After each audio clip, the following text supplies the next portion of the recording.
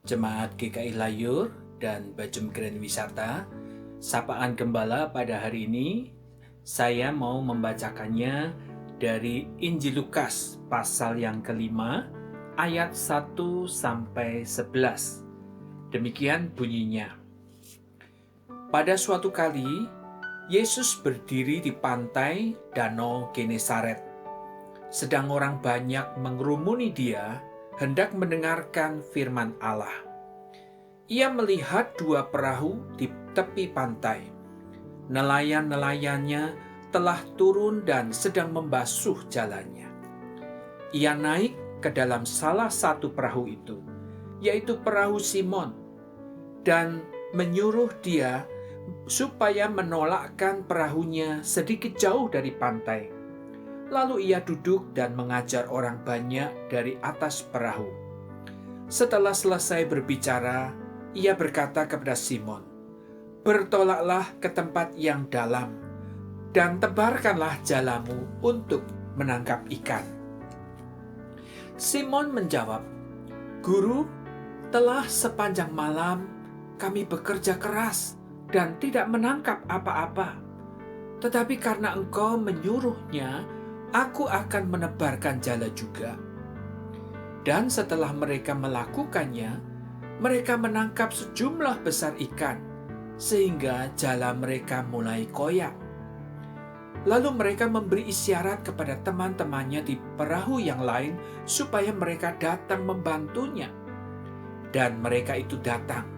Lalu mereka bersama-sama mengisi kedua perahu itu dengan ikan hingga hampir tenggelam. Ketika Simon Petrus melihat hal itu, ia pun tersungkur di depan Yesus dan berkata, "Tuhan, pergilah daripadaku, karena aku ini seorang berdosa." Sebab ia dan semua orang yang bersama-sama dengan dia takjub oleh karena banyaknya ikan yang mereka tangkap. Demikian juga Yakobus dan Yohanes, anak-anak Zebedeus, yang menjadi teman Simon. Kata Yesus kepada Simon, "Jangan takut, mulai dari sekarang engkau akan menjala manusia." Dan sesudah mereka menghela perahu-perahunya ke darat, mereka pun meninggalkan segala sesuatu lalu mengikut Yesus. Nah, saudara-saudara sekalian, saat itu diceritakan oleh Matius, Yesus sedang mengajar orang banyak di pantai Danau Genesaret. Saat selesai khotbah, Yesus melihat ada dua perahu di tepi pantai. Nelayan-nelayan sudah turun dari perahu membasuh jalannya. Tetapi saat itu Yesus datang serta-merta naik ke sebuah perahu, yaitu perahu Simon Petrus. Yesus kembali berkhotbah di atas perahu. Selesai khotbah, Yesus berkata, "Mari kita ke seberang, ke tempat yang lebih dalam untuk menangkap ikan." Nah, saudara, Simon Petrus mengatakan, "Guru, telah sepanjang malam kami bekerja keras menjala ikan, tetapi kami tidak mendapat apa-apa." Seolah-olah Petrus mengatakan, "Kami ini sudah bekerja dengan keras. Dan kami ini nelayan, kami tahu saat kenapa ikan tidak ada. Engkau kan tukang kayu, engkau tidak punya pengalaman seperti kami." Tetapi Petrus mengatakan, "Karena engkau yang memerintahkan kami untuk menangkap ikan, maka ya sudah, kami akan menebarkan jala juga." Dan ternyata Petrus sangat kaget sekali ketika menebarkan jalannya itu. Mereka mendapatkan ikan yang begitu banyak sampai jalannya hampir koyak. Saat itulah maka Simon Petrus tersungkur di depan Yesus dan berkata, "Tuhan, pergilah daripadaku, karena aku seorang yang berdosa." Nah, saudara, inilah suatu pengalaman spiritualitas dari Simon Petrus. Dia merasa dirinya cemar. Tidak ada sesuatu yang bisa dibanggakan. Tadinya dia bisa sombong Kami ini nelayan, kami sudah pengalaman. Engkau kan tukang kayu, tidak punya pengalaman seperti kami. Tetapi saudara sekalian, ketika mereka mengalami hal yang demikian, mereka merasa tidak ada sesuatu di dalam diri mereka yang patut dibanggakan di depan Yesus. Saudara, seseorang yang mengalami perjumpaan dengan Tuhan, dia akan merasa dirinya tidak punya sesuatu apapun yang bisa dibanggakan. Kita ingat, saudara, doa orang Farisi dan pemungut cukai. Orang Farisi itu mengatakan, "Ya Tuhan, aku bersyukur karena aku bukan penjina, aku bukan orang lalim, aku bukan perampok, aku bukan ini dan itu." Tetapi pemungut cukai itu berdoa di dalam hatinya, "Ya Tuhan, ampunilah aku orang berdosa ini." Tidak berani menengadah ke atas. Dia melihat, dia berhadapan dengan Allah yang punya segala-galanya dan dia merasa tidak punya sesuatu yang bisa dibanggakan. Nah saudara, maka kata Yesus kepada Petrus dan teman-temannya saat itu, "Jangan takut, mulai dari sekarang engkau akan menjala manusia."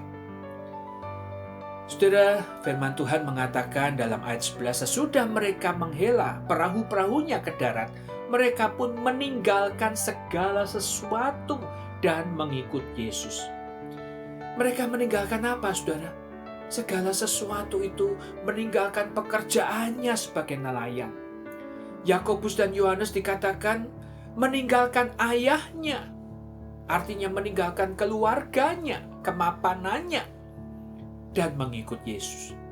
Jadi pengalaman perjumpaan dengan Tuhan itu membuat mereka rela melepaskan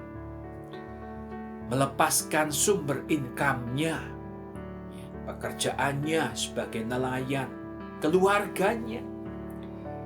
Jadi di sini saudara, kita perlu membedakan apa itu kehilangan dan apa itu melepaskan, rela melepas. Ketika Yesus memanggil Andreas, Simon, Yakobus, dan Yohanes untuk meninggalkan jalannya dan mengikut Dia, sebenarnya mereka bukan kehilangan pekerjaan mereka, milik mereka, melainkan mereka rela melepaskannya. Loh, apa bedanya? Bedanya adalah kalau kehilangan sesuatu itu identik dengan rasa dongkol, rasa penyesalan. Apa yang kita jaga, yang kita pegang erat selama ini tiba-tiba harus direnggut, lenyap dari genggaman kita, itulah kehilangan. Tetapi kalau rela melepaskan, itu adalah suatu tindakan yang didasari hati yang damai, hati yang ikhlas, ada rasa tentram. Nah saudara-saudara sekalian, rela melepaskan bagi banyak orang ya sama artinya dengan kehilangan, ya. Tetapi benarkah sungguh-sungguh mereka sudah kehilangan ketika Tuhan memanggilnya? Kalau kita perhatikan saudara, sebenarnya tidak. Sebaliknya Yesus justru memberikan mereka sebuah nilai baru yang lebih bermakna dari sekedar pemenuhan nafkah, rasa aman di tengah keluarga saja. Karena Yesus berkata, "Aku akan menjadikan kamu penjala manusia." Dari penjala ikan menjadi penjala orang. Ketika saudara sekalian Musa misalnya dipanggil Allah untuk melepaskan bangsa Israel, Musa saat itu apakah kehilangan tugasnya sebagai gembala domba milik Yitro mertuanya di Midian? Tidak. Tetapi saat itu Allah mau menambahkan kapasitasnya menjadi gembala Israel. Demikian juga saudara sekalian, Simon, Andreas, Yakobus, dan Yohanes sebenarnya tetap nelayan. Tetapi sekarang sudah tidak lagi menjala ikan, tetapi sebagai penjala manusia. Beda, ya. Kalau ikan itu dijala, tadinya ikan hidup, setelah dijala jadi mati, ya. Tetapi penjala manusia itu manusia yang mati dalam dosa, dijala untuk memperoleh hidup yang kekal. Nah, saudara-saudara, dan inilah yang perlu kita renungkan bersama ketika Tuhan sudah mempercayakan talenta, ya, karisma, karunia kepada setiap orang yang percaya. Sekalipun karisma itu berbeda-beda, syukuri dan kembangkanlah itu, dan akan menjadi berkat bagi banyak orang yang lain. Jangan kita iri, jangan kita merasa bahwa Tuhan pilih kasih, sebab dengan yang kita miliki, seberapapun jumlahnya, Tuhan akan sanggup memakainya ketika kita rela untuk mengembangkannya. Dan Dia akan berkata, "Hai hambaku yang baik dan setia." Marilah kita amini, kita responi firman Tuhan ini. Amin.